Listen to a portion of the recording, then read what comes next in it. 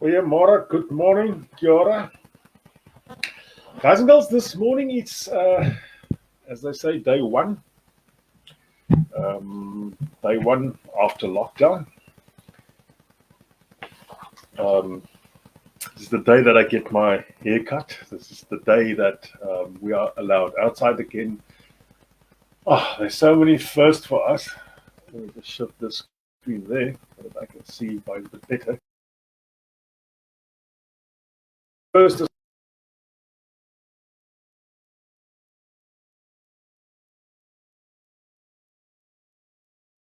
basically anywhere else, first day of a lot of other things. First day that we're allowed back in the water. First day that we're allowed to go fishing. First day that we're allowed to go camping. With all of this, there's still a lot of caution behind this. So, first of all, I want to say sorry to the guys that on Tuesday morning asked some questions and I didn't see them. We've been busy with some new software that we're playing around with.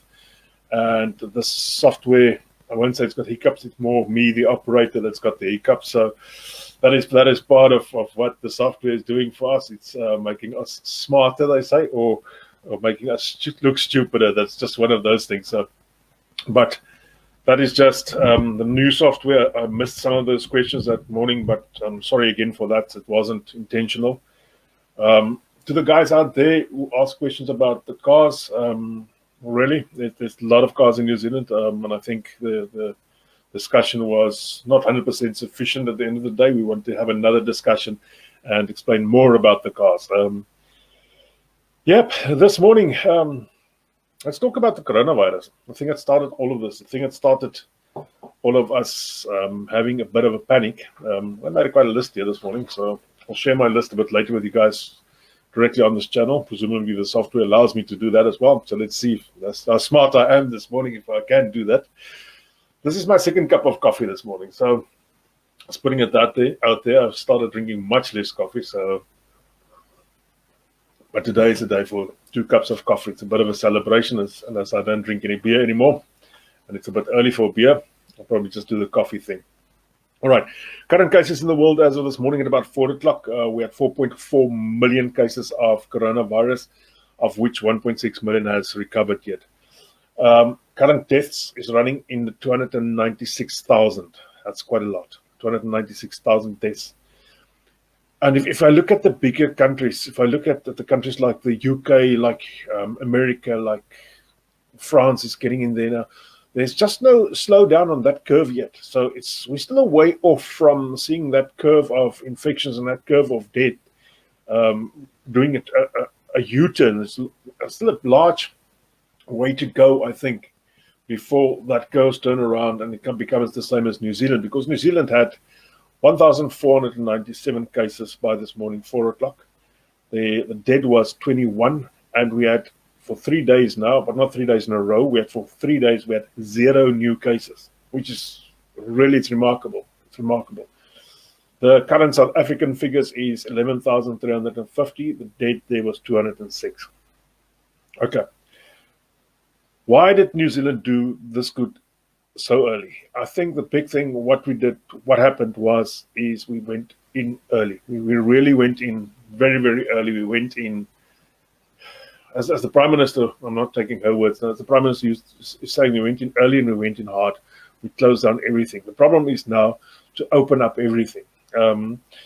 Think about construction. If you suddenly stop construction on a site, it doesn't mean that everything is going to go on the day that you restart. It just doesn't mean that. It means you probably have lost those contracts. There's stuff has been closed now for about 6 weeks. Those type of construction sites have to be revisited, have to be re-seen. There has to be any damage with the wind, the rain. Some places in the South Island could probably have a bit of earthquake damage on newer sites. I'm not saying there was massive earthquakes that shook the ground that much, but you always have to check all these things out before you can even start work. So they're not only 6 weeks behind, but they're much more behind. Plus, then you've got to see, has the contractor or has the person who's given you this contract, are they still in business? Are they still going to do business with you down the line? Are they still going to be there? Are they still going to, do they still want you? Can they still afford to have you? That is the big thing. So for all these places to restart up, to begin back to square one, will take a while. My thought is that it will take about 3 months. And we're now in the 5th month. 3 months from now, it's August. So that's where we're looking at. That's where we're thinking, or the thought process is where the country will become back to a type of normal. But the one problem is New Zealand is very much dependent on tourism and very much dependent on travelers. I think at a certain stage, about 10,000 new people, or not new people, 10,000 tourists arrive in New Zealand per day. That was a figure that I got, so don't quote me on that. I could also be wrong, but that was the figure that I got a while ago. Now, currently you cut down 10,000, well, let's just take 10,000 people. If you take 10,000, where's my calculator? Just take 10,000 people and each give them, or they each spend $50 a day. Make this up. It's a heck of a lot of money that's lost. It's a heck of a lot of money that's lost out of revenue, out of food sales, out of Airbnbs, out of camping grounds, out of petrol, out of GST. And somewhere along the line, government has really thrown us a big bone. The government has thrown us a massive bone to say, here is an amount of money. I think it was $575 over a period of 12 weeks, and they gave that to us as a lump sum, $7,000 odd that they gave us, and that was to keep your staff employed. Now, this money, forget about the money. This money came from somewhere. This money came from the fact that we are paying tax. This money came from GST. This money came from import taxes. This money came from people coming to New Zealand. And with no people coming to New Zealand, we're sitting with a new problem. We've created a new problem. We're going to have a shortage at the end of the day. That's all that I can see. We're going to have a shortage at the end of the day, and how we are going to get that back up, I don't know. Currently, Emirates has announced, for those people who don't know, Emirates has announced that they will start flying to 9 cities all over the world. These include Sydney and Melbourne. There's no flights yet to New Zealand from Emirates, and no flights yet to South Africa from Emirates. So starting to fly to 9 cities is already a step in the right direction, I would say. See, one Facebook person is saying, or Florentina de Lange saying, listening to our president and this live stream at the same time. Sorry, I don't want to interrupt your president's life, or the first time your president, I see, hasn't been there for 2 weeks. So the first time in about 2 weeks that he's saying something good about you. But he's not actually interfering in my time. I'll send him an email later. Back to the president and his problems. The rand is currently trading at 11 rand 10 cents to the New Zealand dollar. It has strengthened a bit. Not a lot. It has strengthened a bit. It went down to about 11.35, if I remember rightly. Remember, 3 months ago, this same rand was trading at 9 rand 50, 9 rand 80. It has dropped to 11.30 in a question of 3 months, and that's all due to South Africa's junk status. I posted something yesterday from a newspaper who reckons that the rand will go back to previous strengths probably by the end of the year. And really, I'm hoping that this will happen. I mean, I've still got money in South Africa. I know a lot of South Africans who've got money in South Africa, and we want to take that out. But the loss in the rand is also due to the fact that we are taking our money out. Bonds has been hard hit in South Africa due to the junk status, so people have been taking that money out there. Let's see if we can do the screen sharing thing. I hope you can see that. For those guys on the phones, guys, this could probably be a bit small, but let's hope it's not too small for you. The South African market indicators, the JSE All Share is up by 0.23. It's still down 11.85% from the beginning of the year. The Financial 15 still down nearly 40%. The only one who recovered, and weird enough, there's the Industrial 25, top 25 industrial companies, has come up to 5.86% in the blue, or actually it's in the green here. That's actually the blue. The resources are still down by 10%. Property in South Africa is down by 46%. And I mean, let's be honest, property was one of those places in South Africa. You put your money in there and that grows by 20% per year. That was year on, year on, year on, until I would say about 3 years ago. 3 years ago, this whole picture there changed and property just went down the drain. People with houses in South Africa are struggling to sell them. People with especially your higher net worth guys, you guys have houses above, I would say, 3 million rand. To give you an idea, 3 million rand won't even buy you a plot in New Zealand. That's how expensive stuff is down here. But if you've got a 3 million house in South Africa, you've got a big house. If you've got about a 7 million rand house in South Africa, you've got a massive house. But down here, it's a normal 3-bedroom wooden house. All right. Let's not go about that. The Dow Jones down by 1.89, is still down 16% for the year. The S&P 500 is still down by 11. The CAC 40, which is the French 25% down. DAC 18, the FTSE 20 down. Hang Seng 13, nearly 14 down. The Nikkei 225 down by also nearly 14. So that's the rest of the world. Let's take that off. I don't want to bore people with that. Some people's not made for figures. I find this interesting, but not everybody finds that interesting. So, the world markets is still down. Why is the world market still down? It's because they are afraid. Let's be quite frank. They are afraid. They don't know what's going to happen. That's the reason why they are down. That's the reason why they have decided not to invest. They've decided not to buy big into companies. And I mean, if you take the companies on let's take the JC out of the equation. If you take the companies on let's say the big top 500 companies in the world, that's stuff like Coca-Cola, that's stuff like Microsoft, that's stuff like Facebook, Google, those guys. What has happened to them? Has they gone bankrupt? No, they're still there. They are really still out there. They're still producing at the same rate. Yep, smaller companies like Air New Zealand, Qatar, these companies have problems. These companies is going to have problems for the future because they are reliant on people flying. And if you are invested in those companies, you must have a longer window of I would say a longer window of investment, because these companies are going to take longer to get back to normal. Most of these companies have restructured. Most of these companies have, I've actually saw the thing yesterday, most of them has gone back and they have given a lot of airplanes back. So there's something like 60 of the new airplanes that's just standing idle at Boeing and wherever else they build airplanes. People are just giving airplanes back because you can lease an airplane. You can lease a massive airplane. Until the world economy is not back up and until people aren't starting to fly again, this will keep on to be a problem. But your bigger companies, your Coca-Colas, your Googles, your Facebook, these guys are actually doing very good. Just the market sentiment isn't there. People are afraid of what is going to happen, and that is what's driving this market. Sadly about that. This is what's driving this market. So there's no other way to say that. The smaller companies have got has been hurt. Let's be quite frank about, but the bigger companies are still making money out there. So if you are invested in one of these bigger companies, I would think it's not a good time to sell off now. If you aren't invested in one of these bigger companies, I'm not saying go and buy them now, but you catch my, I don't know if you can, if you want to. Is there any questions this morning? Let's get some questions. Let me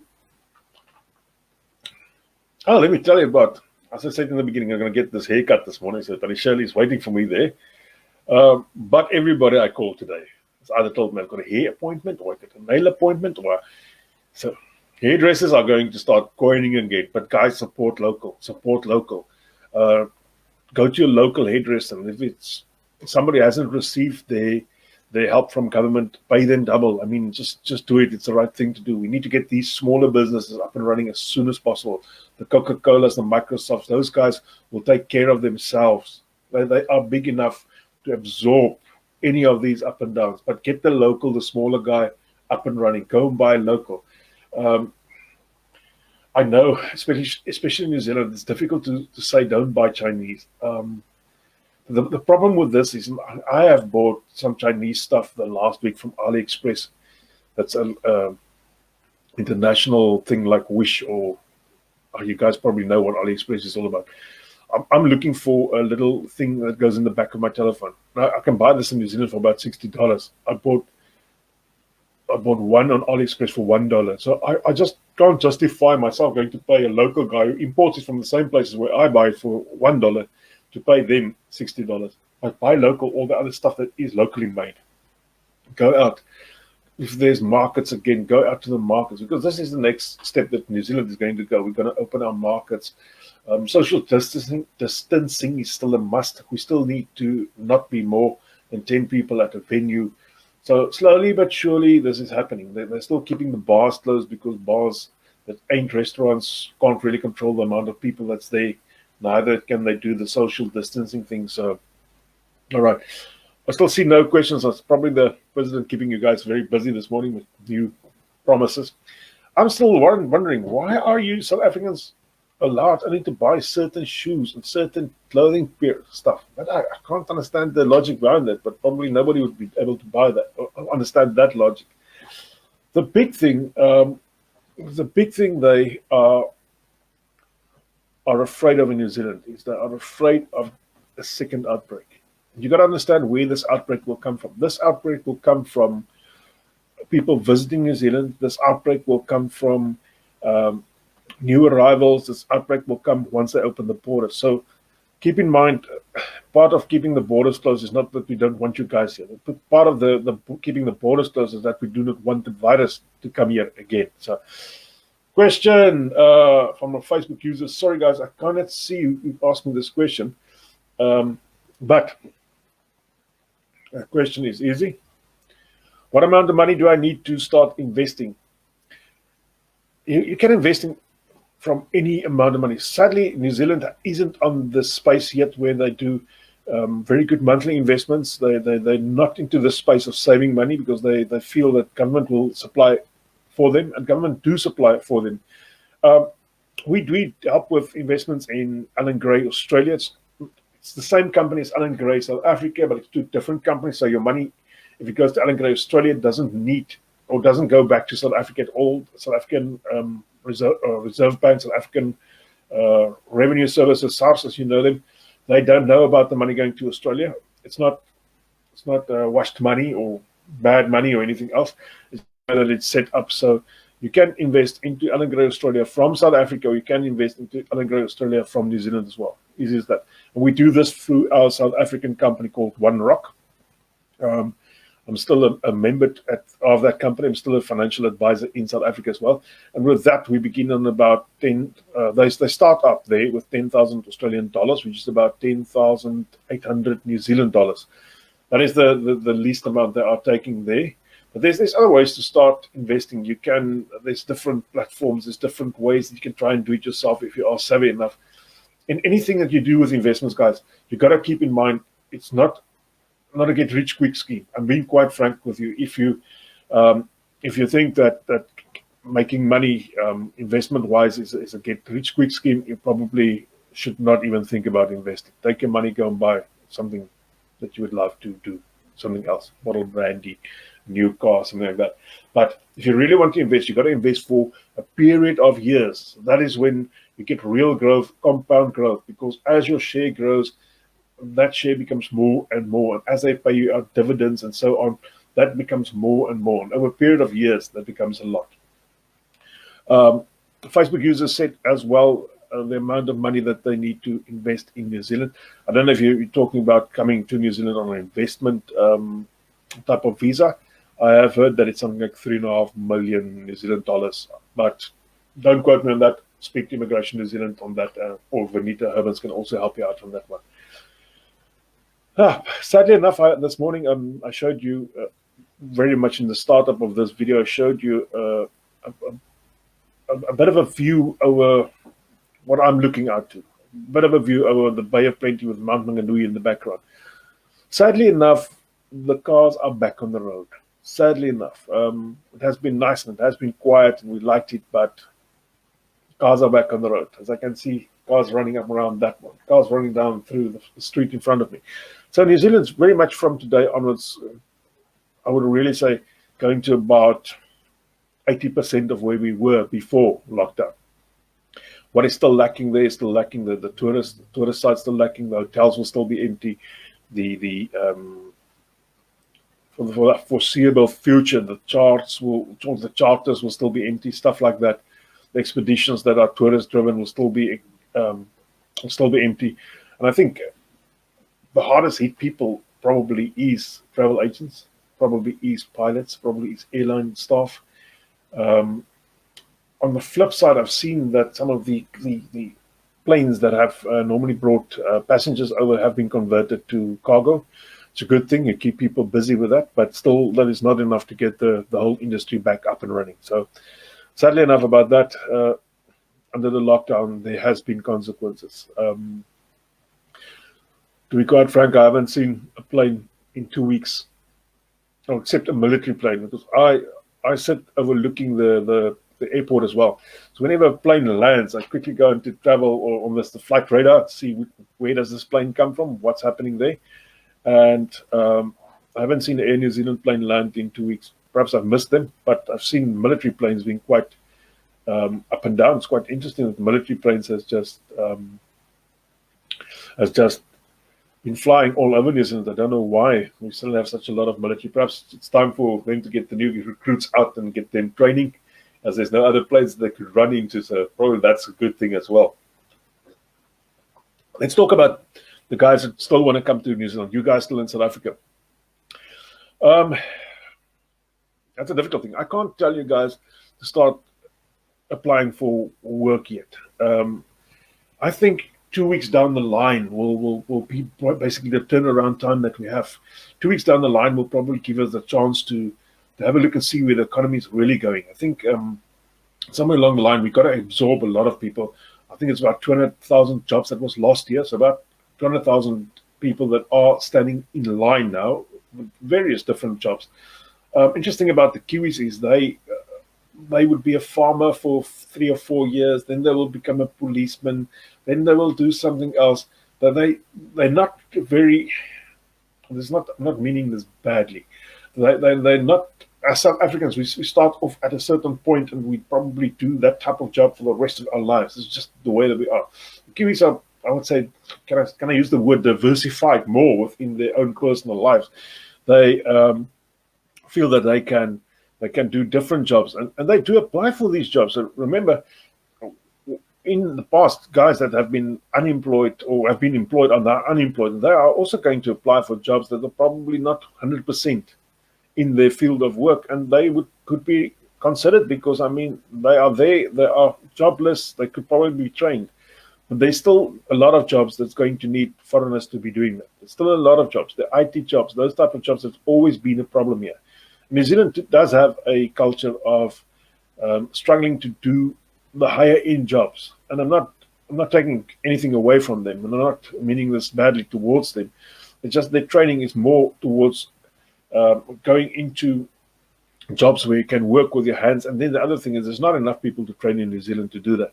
So to start training people now to do jobs for the future is probably a good idea. It's probably a good idea, but it will take a period of time before they can uptrain as much people as they do need. So somewhere along the line, and when all of this has come to fruit, to the end of, I would say, about 3 weeks from now, we will see where the market is going. We will really see what has happened. So I've got a question here. Let me say, in 3 weeks' time, if you really have the time and you watch what's going on everywhere, and you see in 3 weeks' time that there is still jobs out there, I would say start applying for them, because in the long run, somewhere along the line, the borders are going to be reopened. The borders are really going to be reopened. They will allow people in that needs to do those jobs. Probably won't allow tourists in for a while, but they could be allowing people in that can do highly specific or more highly qualified jobs, or jobs that need to be done. So I've got a question here. Someone that never invested, where do I start looking towards investment, and what can I risk? What if I can't risk losing money? If you can't risk losing money, put your money in the bank. Quite frank, if you can't risk losing money, put your money in the bank. If you have a shorter window than 3 years, put your money in the bank. That's being quite frank. If you don't have the risk appetite, or you don't have the knowledge to invest, probably the best place for your money to be is in the bank. The banks currently offers about 2 to 3% in New Zealand, and I know South Africa's on about 6%. Um, I had the discussion the other day with somebody who told me that they were making 8% in South Africa, and they are going to leave their money there for a while, and then they bring the money over. But your money value, South African rand to New Zealand dollar, has lost 30%. So your 8% is worth nothing. You're still 22% down. You would have been much better off to have that money in New Zealand at a rate of about 3%. Sorry, there's a car making a noise outside. So, as someone that has never invested, I would say probably start investing in, if you are in New Zealand, something like KiwiSaver. If you can, if you are a resident, I can help you with that. If you are in South Africa, we can help you with investments in either Stanlip or one of those things that is much less risky. But guys, this is not a get-rich-quick scheme. I see there's a ton of get-rich-quick schemes out there these days. Tons of them. They are popping up like crazy. People, I actually saw one this morning where they promise you 50% growth on your money overnight. Goodness me. Goodness me. If that was so, why didn't Bill Gates take up all that investment space there? Why didn't the bigger guys, buy all of those shares? If that was really like that, don't you think the big guys would have been in there majorly? All right. Guys, that's me this morning. From here on, I'm going to go on our other site, the South African Social Club in New Zealand. That is more for people in New Zealand currently. And we're going to talk about the future of what's happening there. On the flip side here, back at home between South Africa and New Zealand, I see there's a bit of a rivalry going on our talent competition. We had some very interesting videos posted there. We had some amazing ninja videos, drum majorettes, people singing, young girls doing acrobatic aerobic type of things. So look for that. We're going to post that again and again, and we will, by the end of the month, I think that's a close down where we award people. The top prize is $150 or 1,500 rand if you're in South Africa. So keep in mind, this is one way to make money if you are in lockdown. So, all right, this is just me. Perhaps you can let me know later what the decision was from your esteemed president. Yep. Guys and girls, if you want to look at a president or a prime minister that really delivers, I think it's the one that is on the television on a daily basis. It's the one that's on the television every day, telling the people what's happening, keeping nobody in the dark, and then making good decisions for all of us. So I'm actually glad that I am in New Zealand at this specific date of time. All right, that's me. I'm going to say goodbye to you all and have a lovely day. The sun is really shining. From today onwards, I think the ocean is going to be crazy. Everybody with a boat will be out there. Presumably all the camping sites have been fully booked for this weekend. I will try the water tomorrow as well. So I'll be out there. I'll be popping into the ocean and trying to get the old snapper or one of those beautiful fish out there. All right, guys and girls, that's me for this morning. Stay safe, stay well, and as always, keep on washing your hands. That's the right thing to do. See you all. Bye-bye.